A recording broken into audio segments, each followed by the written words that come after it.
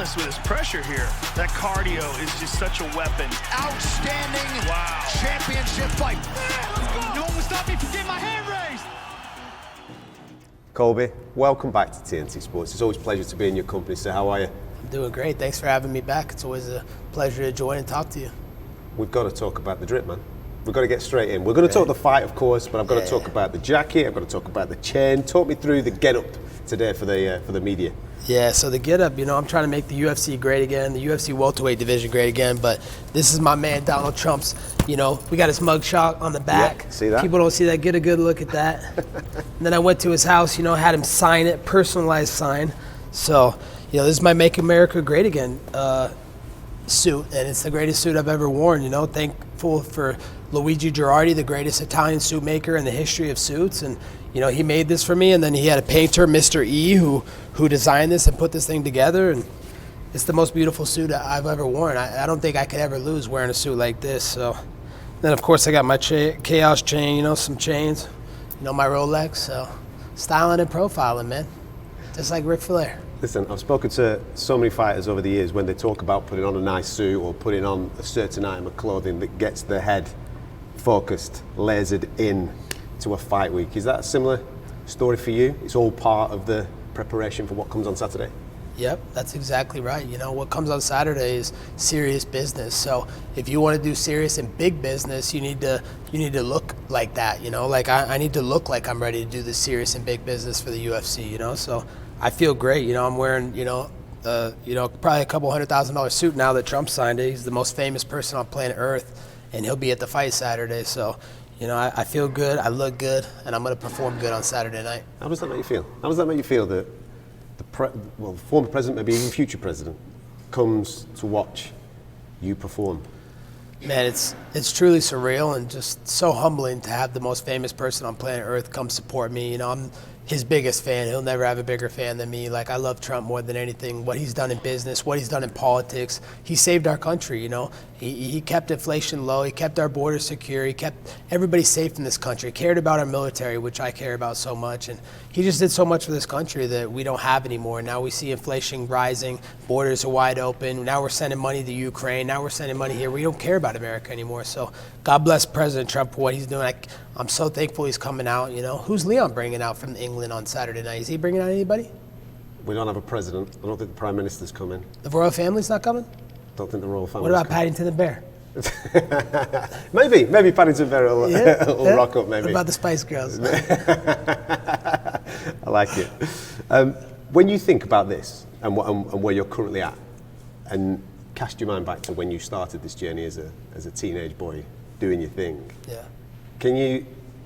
Was that part of the vision when you were a kid that you would be at this particular level now? Yeah. Has it always been the target? It's always been the target and the goal and the mission. I remember when I was 6 years old, all I started telling my parents, because they put me in wrestling and karate, I want to be a world champion, Mom. And she's like, okay, well, you got to go work for it. You got to earn it. And I'm like, I want to be it. And I would tell her every year, up until I was in high school, college, I want to be a world champion. I'm going to do whatever it takes to get there. So I always believed in myself. Even though I got picked on and bullied because I was smaller when I was younger, I still believed that. I didn't care. I took those beatings on the chin, and it made me stronger, and it made me the person I am today. A guy that never gave up on his dreams, kept working hard, tirelessly for his dreams, and this is what I always believed and envisioned myself. I truly believe I'm here for a reason. This is destiny. This is a solo sport, as we know, but there's obviously support networks behind people. You just mentioned your family there. What's the conversations like with them now that you're here at the biggest level? Yeah, it's amazing because, everything I told them, I backed it up. Some people talk a big game, but I talk the talk and I walk the walk. And everything I promised them, I told them that I was going to change that blue-collar life that they had. We grew up very poor. We didn't have, barely a pot to piss in. So, I was able to change their life, help them get land, help them get cars and do things. And, that's the most rewarding thing I've been able to ever do in my career, is be able to give back to my family stuff that they never had before. How does that make you feel? Dude, it makes me feel accomplished. I bet. It's more important than the fights and the money and anything else. I'm a selfless individual. I want to help the world. I want to make the world a better place. I want to take care of my family and make sure my family has things that we never had before. So that's more of an accomplishment than winning world titles or making history in the UFC, is being able to give back. It's not been plain sailing all the way. There's obviously, on any journey like this, there's always bumps in the road. I saw you speaking about this the other day, so I hope you don't mind me bringing this up. I know that you had a situation in your late teens of which probably has led to you being so resilient now and getting the mind focused on the destination. People make mistakes here, there and everywhere, don't they, along the way? That's right. But when they come along, it's how you react to that mistake. How did that moment change you and get you on this path? Yeah, it changed me, tremendously. I realized that no one's perfect on this earth but God, and anybody that says that they haven't made mistakes in their life is a liar. So, I was able to sit back and evaluate who I was and what I wanted, and I decided that's not what I wanted. I didn't want that lifestyle, so I had to change my path, and I don't think my path would ever change unless I had to learn that hard lesson. So I learned that lesson in college, and I was very immature at the time. I'm a teen kid. I wasn't even in my 20s yet, so of course we're going to make mistakes, but we're going to learn from them. And I learned from all my mistakes, and I became back better. And I've left that in the past. Now it's about my future and my present, and I have a good one. So I'm thankful to God. There's a lot of fight fans, obviously, that are going to be watching our conversation, and they've missed you. We haven't seen you for such a long period of time. So what's been going on for you from your personal side of this over the last 20 months? Why have we not seen you in this octagon? Yeah, so why we haven't seen me in the octagon is because everybody's been turning down fights with me. UFC wouldn't have put me in this position to be fighting for an undisputed title if I was just turning down fights and hard to work with. I agreed to fight Khamzat Chimaev. They were trying to set that fight up for 6 to 8 months. He didn't want to fight. He was scared to fight. They gave him the easiest fight in the division, a guy in the washout Nate Diaz that was 40 years old, to beat that guy and set up this mega fight with Colby. And he couldn't do it. He's laughing at the company, missing weight by 10 pounds, acting like an unprofessional. So, Khamzat's a lot of the reason to blame for me sitting out that long, but I agreed to every single fight. I've never turned down one fight in UFC history, and that's a fact. You can go ask Dana that. So, I've been working, though. It's not like I'm just going to sit on my ass and be like, oh, give me a fight, then I'll start training. No, I work every single day. I've gotten so much better. You can watch any tape of what you've seen in the past, but I'm not the same fighter as that guy in the past. So what I've been doing on my time off is donating my time to people I care about, first responders, military, troops. I started a nonprofit foundation, America's Champions Foundation, and I'm dedicated. I want to give back. It's not about what I get in this life. It's about what I give, and that's how God will judge me when this life's over. So, I want to give back to our troops, our first responders, and, I want to be a platform for hope for those guys because they get thrown under the bus. They protect our freedoms. They keep us free. They keep us safe. Who's going to, if someone's coming to assault us right now, the police are going to show up to make sure they keep us all safe. So, I want to make sure that they're not forgotten and do good for those guys. Absolutely. Have you found, just from a professional point of view, have you found that this 2-year period a frustrating time? Dude, the most frustrating time. I can imagine. Because you're in your prime, you know what I mean? You want to be out there doing your thing. Exactly. I feel like I've been robbed for 2 years of my prime. I was ready to fight a month after I beat George. I gave him the 50-41 in a soda. It was the easiest fight of my career. I told Hunter backstage, dude, let me fight next month. I'm ready. I didn't take any damage. I'm ready to fight right away.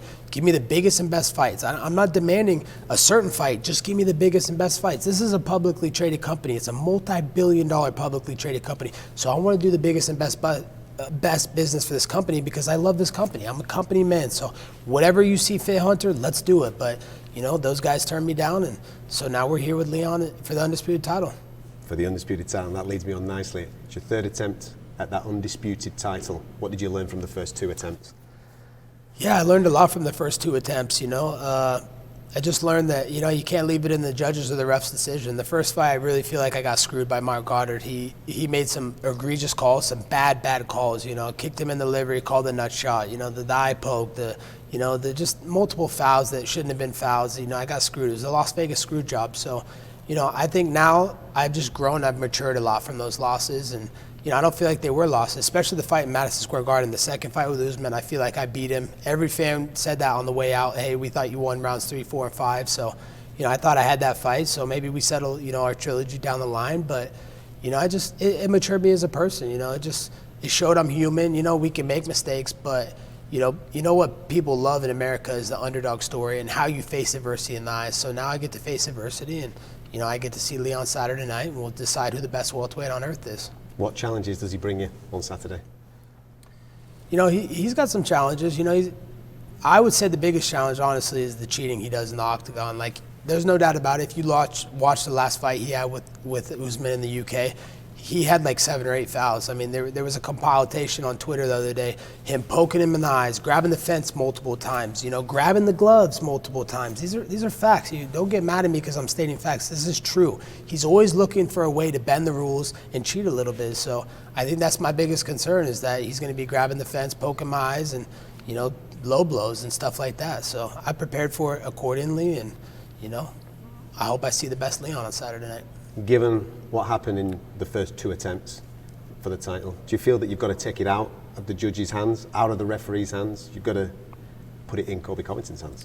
I do. Yeah, I feel like I need to go to a different level that I've never went to before. I feel like I need to go to the deep waters in a dark place that won't let the judge or ref be in control of my destiny. I need to create my own destiny. So, I just think with Donald Trump in the building on Saturday night, there's not a man alive that's going to be able to beat me.